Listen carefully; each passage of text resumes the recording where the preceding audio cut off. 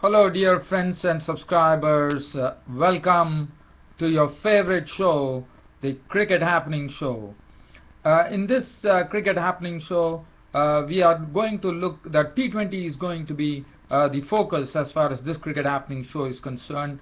But as far as this Cricket Happening Show is concerned, we are going to look at the team selection that has started for the Asia Cup and the T20 World Cup.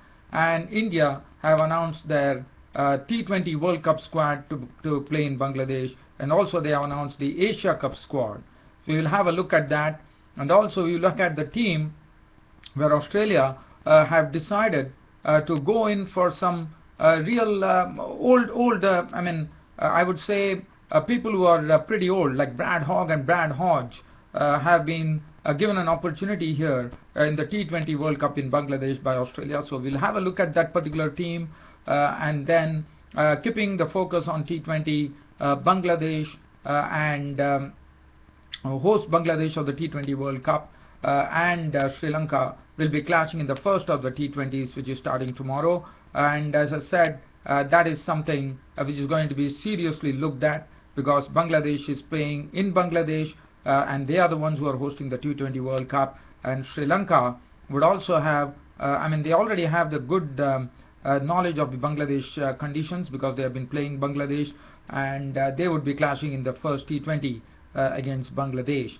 And the other thing is a mouth-watering contest which is coming in, and everyone have been waiting for that, especially considering the fact that Australia steamrollered England in all the formats of the game in the recent tour of England, where England had a dismal tour. And now it is going to be a clash of the Titans, which is going to be starting tomorrow at Centurion Park between Australia and South Africa, as it is known as the Clash of the Titans. I will try to do, time permitting, I'll try to do a brief preview. But first, what I'm going to do is I'm going to take you down to the Australian squad that has been selected for the T20 World Cup. So that's the first thing that we are going to have a look at. So now the T20 World Cup squad which has been selected by Australia is a squad which is consisting of George Bailey, the captain, and then looking at the very I would say very important changes as far as the T20 World Cup Australian squad is concerned. As I said, the Australian selectors have decided that they would go for some experience. So what they have done is they have recalled, in the sense, if you know, Brad Hodge and Brad Hogg, both Brads have been they are the ones who have been given a sort of a comeback at a very old age, I would say. Because let me talk about Brad Hodge. Now, the last time that a person who played for T20s at a high age, at a very high age, was Steve Tikolo of Kenya. Now, Steve Tikolo was 42 years old when he took part in a T20 international, and now the Australian spinner Brad Hogg would be making history by being the oldest player ever to have played T20 internationals. When as you know, Brad Hogg is 43 years old, so he's breaking the record of Steve Tikolo. And not only that, now Brad Hogg, as you know, he played a pivotal role. As you know, the Perth Scorchers actually won the Big Bash League this time, and Brad Hogg was a real cog in the wheel there. He bowled excellently in the Big Bash finals by bowling, I think it was against Hobart Hurricanes that they won the final, the Big Bash League champions Perth Scorchers. And Brad Hogg bowled an excellent spell by taking 2 wickets, and he was also named man of the match, as you would remember. So Brad Hogg has got an opportunity, and let me tell you what one has seen as far as Brad Hogg's fielding is concerned. Even though people might think after the age of 40 your fielding might wither, but let me tell you, Brad Hogg has really shown by taking some good catches in the Big Bash League, and also some excellent fielding that he has done. And his bowling, well, that is something which has really had the batsmen tied in knots. And Brad Hogg would be definitely looking forward to that opportunity. And one probably, okay, I'll come to that later. So Brad Hogg has got an opportunity, and the other notable inclusion is Brad Hodge. Now, as you know, Brad Hodge was selected for the T20 matches against England, and he couldn't perform much. I mean, he got whatever the limited opportunity he played there, but Brad Hodge, let me tell you, he's the highest scorer as far as highest scorer. I mean, he has amassed a lot of runs in T20 cricket. I mean, he's the person who is the highest scorer in T20 international cricket, and that is the precise reason he has been given an opportunity. Now, looking at the selection that has been done by Australia, one probably might be having a critical view, saying that why, when Australia is definitely looking out for the World Cup 2015, which is coming up in Australia and New Zealand, why they have gone for some old hands like Brad Hodge and Brad Hogg, who are pretty old. But what Australia has done is they have gone on some good form. I mean, I wouldn't say Brad Hodge is in some great form or something, but they have gone on some records there. And it's a bit, I mean, as I said, it's with due credit to both Brad Hodge and Brad Hogg, and I wish they really perform and justify the Australian selectors' decision to include them in the squad. So that is something which I wanted to talk about as far as this team composition is concerned, that Brad Hodge and Brad Hogg have been recalled into the Australian squad for the T20 World Cup. Now, the other thing that I would like to speak about the Australian squad is that Cameron White, who played magnificently against England, has finally got his nod, and he is going to be another vital cog in the wheel of Australia's scheme of things, because he would be opening the innings, but one has to wait and watch whether it is going to be Aaron Finch and David Warner opening, or it is going to be Aaron Finch and Cameron White opening and David Warner coming one drop. I would rather say that Aaron Finch and David Warner would be opening the innings, and Cameron White would be coming one drop.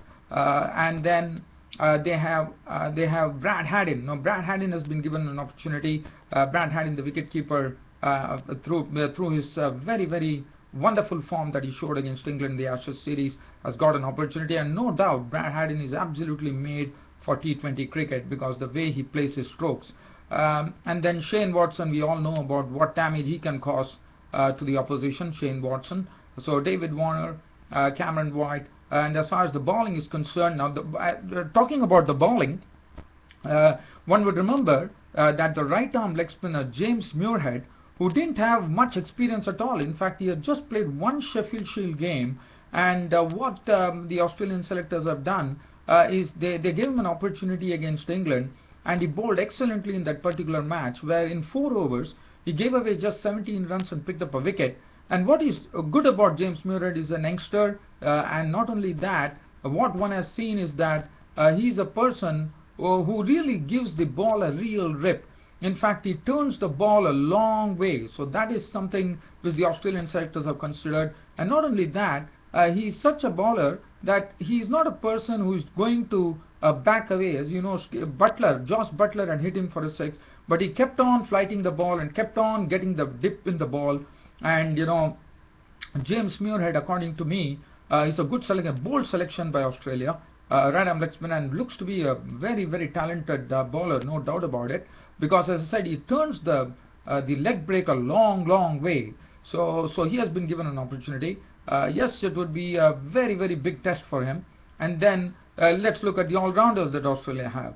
Nathan Coulter-Nile and James Faulkner, and they have been performing very well, especially James Faulkner, who has been always taking the team home. He did it against India, did it against England, and now he gets the opportunity on the big stage for the first time. And I'm sure Nathan Coulter-Nile and James Faulkner are playing their first T20 World Cup, and what a moment that would be for them. And the bowling would be in the hands of Mitchell Johnson, Mitchell Starc are the ones who would be manning the pace resources there. So that is as far as the Australian team is concerned for for the T20 World Cup, which has been selected.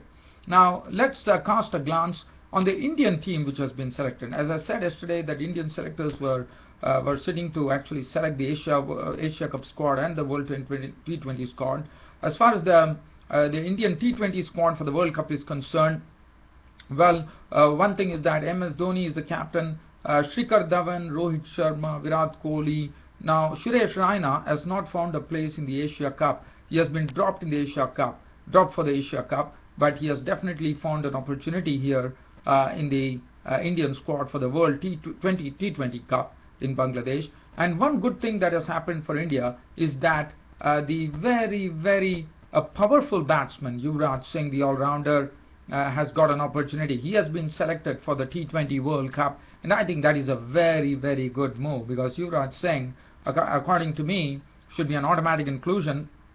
But I'm very happy that Yuvraj Singh has found a place in the T20 World Cup, because he could really damage the bowling figures of all the opposition bowlers if it is his day. And then we have Ajinkya Rahane, Ravindra Jadeja, who has been doing very well in New Zealand, is already showing some very good all-round capabilities.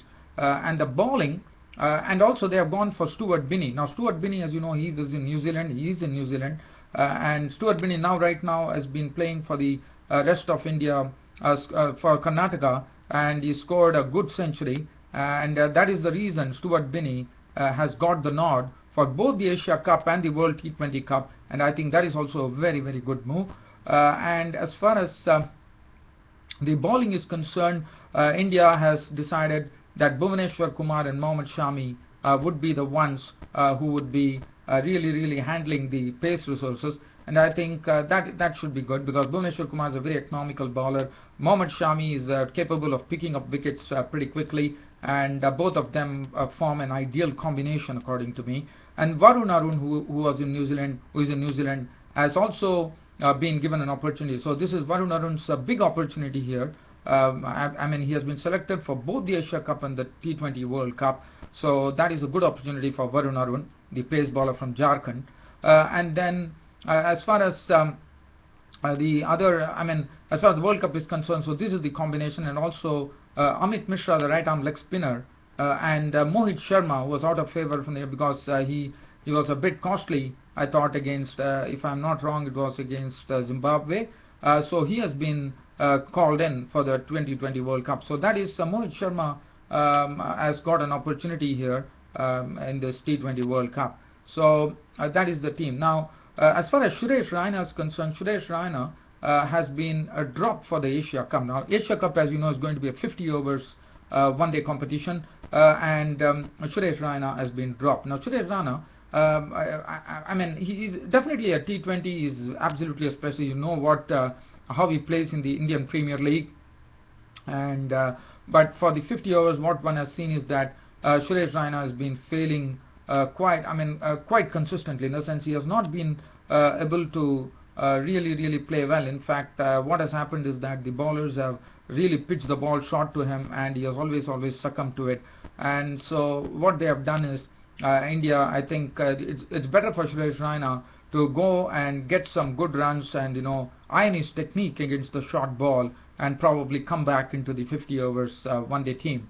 Now as far as the Indian squad is concerned, it is Mahendra Singh Dhoni, captain, Shikhar Dhawan, Rohit Sharma, Virat Kohli. Now Cheteshwar Pujara has been given an opportunity. After Suresh Raina has been removed, India has not gone for any all-rounder. What they have done is they have included Cheteshwar Pujara into the one-day mix of things. So it's a good opportunity for Cheteshwar Pujara there. Ambati Rayudu, Ajinkya Rahane, who finds his place in both the Asia Cup and the T20 World Cup.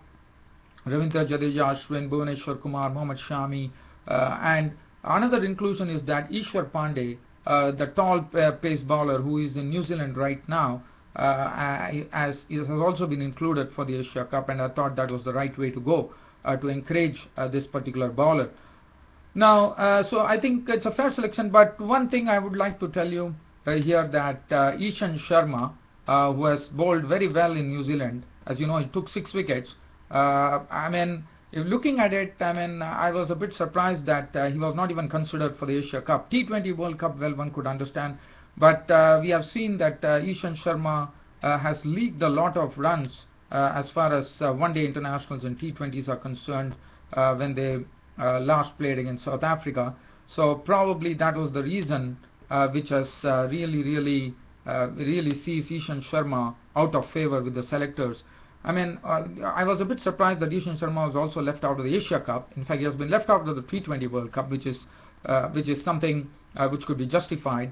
But you know, dropping him against in the Asia Cup, whether that was the right way to go. But the problem is that Ishant Sharma has really leaked a lot of runs. In fact, against Australia, he conceded 189 runs, taking 2 wickets. South Africa, he also conceded a lot of runs against South Africa too, and in New Zealand too, he has not had a good economy rate. So that's the precise reason he has been dropped. So Ishant Sharma has to really work his way into the Indian team now as far as limited overs are concerned. Okay, so now let's get on from here, and let me see whether I can do a brief preview of the first test match of the series, which is known as the Clash of the Titans between South Africa and Australia, which is coming up tomorrow as the first test match starts here at the Centurion. Now for South Africa, they definitely have the home advantage, and the pace bowling is the one which is going to be looked at very seriously, because according to me it's a battle of the pace bowlers. Because look at the South African team. They have some world-class pace attack there, with Dale Steyn leading the pack, and then ably supported by Vernon Philander, who has a wonderful test record, and then Morne Morkel, who really gets the ball to bounce from any surface because of his natural height. And then they also have probably Wayne Parnell. They might probably go with the 4-pronged pace attack, with Wayne Parnell, a much improved bowler, adding up a notch to his pace. And as far as Australia are concerned, they are coming on a great high right now after drilling the Englishmen in the Ashes series. And as far as Australia are concerned, well, Mitchell Johnson is in the form of his life right now. He's bowling at 150 Ks. So Mitchell Johnson will be supported by Peter Siddle, and they have Ryan Harris, who's a very wily bowler, and Peter Siddle, who is all absolute fire when he bowls. And Mitchell Johnson, Peter Siddle, and Ryan Harris.